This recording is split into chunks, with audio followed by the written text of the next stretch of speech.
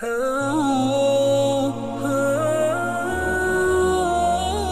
اللہ الرحمن الرحیم۔ امام غزالی رحمۃ اللہ علیہ فرماتے ہیں کہ جس کا لباس پھٹا ہوا اور ہلکا ہو گیا ہے اس کا ایمان کمزور ہو گیا ہے۔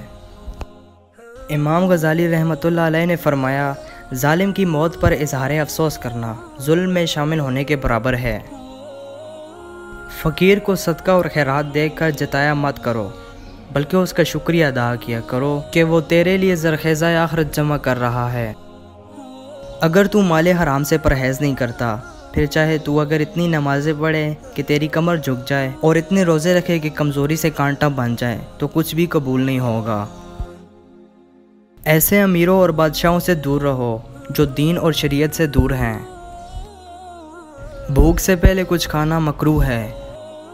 سب سے بدترین دعوت وہ ہے جس میں امیروں کو بلایا جائے اور غریب و مسکینوں کو نہیں۔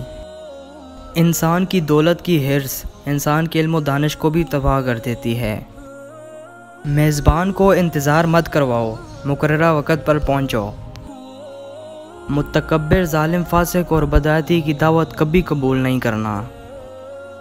اپنے دل کے حالات جاننے والے علم کا مطالعہ کیا کرو۔ عابد کو کھانا کھلانا عبادت میں مدد کرنا ہے اور فاسق کو کھانا کھلانا فسق میں مدد کرنے جیسا ہے۔ خوراک بھوک سے کم کھاؤ تاکہ عبادت کے لیے طاقت اور صحت میسر ہو۔ مہمان کے آگے کم کھانا رکھنا بے مروتی ہے اور زیادہ کھانے کے پکوان رکھنا تکبر۔ مہمان کے آگے کھانے رکھنے سے پہلے اہل و عیال کا حصہ نکال لیا کرو۔ نکاح دین کا حصار اور شہوت شیطان کا ہتھیار، اس لیے نکاح اس کی شر سے بچاتی ہے۔